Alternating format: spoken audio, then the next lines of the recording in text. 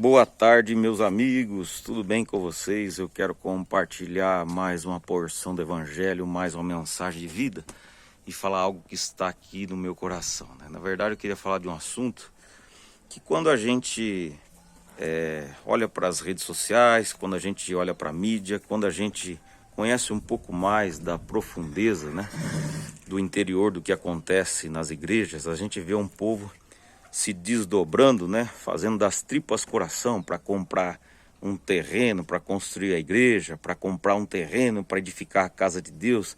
Então fazem campanhas, as pessoas se esforçam, às vezes dá até aquilo que não tem. Jesus disse que para a gente construir uma torre, a gente tem que calcular, a gente tem que fazer cálculos, né?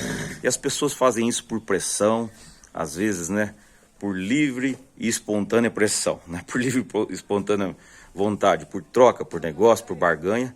E os líderes incitam a isso. Só que eu quero te dizer uma coisa, né? Jesus disse que o templo seria derribado e que não ficaria pedra sobre pedra, e não ficou. Jesus não tem interesse nenhum nesse tipo de construção. Na verdade, a construção que Jesus gostaria que a gente fizesse é a construção que acontece dentro do nosso coração.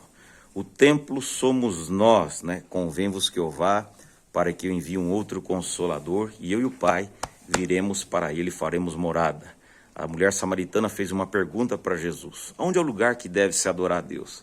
Nossos pais falam que aqui no Monte Gerizim. Vós, judeus, falam que em Jerusalém, o lugar onde existia o templo. Jesus disse que o Pai estava procurando os verdadeiros adoradores que o adoram em espírito e em verdade. Igreja para Jesus é gente. Se tiver 2 ou 3 reunidos em meu nome, aí eu estou presente. O véu foi rasgado de cima para baixo e as pessoas estão querendo costurar de novo, querendo levantar aquilo que Jesus destruiu e não tem interesse nenhum que aconteça. Casa do Senhor ou casa do tesouro, igreja são duas coisas distintas. Sabe o que aconteceu hoje? A igreja evangélica pegou e construiu pequenas maquetes, né, chamando igreja de casa do tesouro. E essa estrutura não existe mais. Faz parte da caducidade do Antigo Testamento. Hoje nós somos um povo da nova aliança e da boa nova. Agora, aquilo que as pessoas deveriam se preocupar, que é a palavra da vida, que é a mensagem: conhecereis a verdade vos libertará.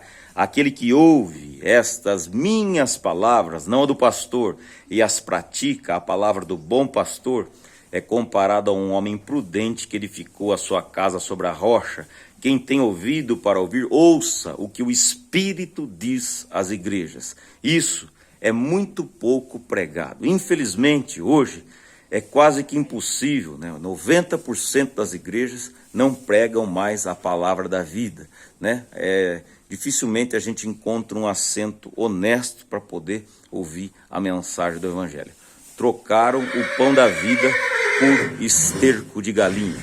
Fica aqui, né, a minha denúncia pública, e fica aqui a minha confissão e o meu desabafo. Um homem que é louco e apaixonado pelo Evangelho, pela verdade, e que tem que ver todas essas coisas e ficar indignado e condoído ao mesmo tempo. Por líderes irresponsáveis, no mínimo eu posso chamar vocês de imprudente, de insensatos. Jesus disse que aquele que ouve as minhas palavras e não as pratica é comparado a um homem insensato que edificou a sua casa, a sua existência sobre areia movediça, né? O meu povo sofre por falta de conhecimento. O que é que vocês têm pregado na igreja de vocês? Qual é a mensagem que vocês têm ensinado? Um dia Jesus, ele vai cobrar de nós. Quanto mais é dado, mais é cobrado. Nós somos chamados para pegar a boa nova. Nós somos chamados para pegar a mensagem da vida. Nós não somos chamados para misturar Antigo Testamento com Novo Testamento. Sermão da montanha. Ouviste o que fora dito? Olho por olho, dente por dente. Quem disse isso? Moisés no Antigo. Eu, porém, vos digo, se te derem um tapa, dei a outra face. A verdade é uma pessoa. Eu sou o caminho, eu sou a verdade, eu sou a vida. A palavra é um homem que se fez carne há 2000 anos atrás. No princípio era o verbo o verbo estava com Deus, e o verbo era Deus, e o verbo, a palavra, se encarnou e habitou entre nós, cheio de graça e poder. Se nós não discernimos Jesus Cristo, o Evangelho, a Boa Nova, nós vamos ficar nesse balaio de gato, num samba de crioulo doido, e aí nós vamos perecer, porque se a verdade liberta, a mentira, a mistura, aquilo que é sincretismo, né, acaba nos aprisionando. Amém? Que Deus abençoe a todos nessa tarde.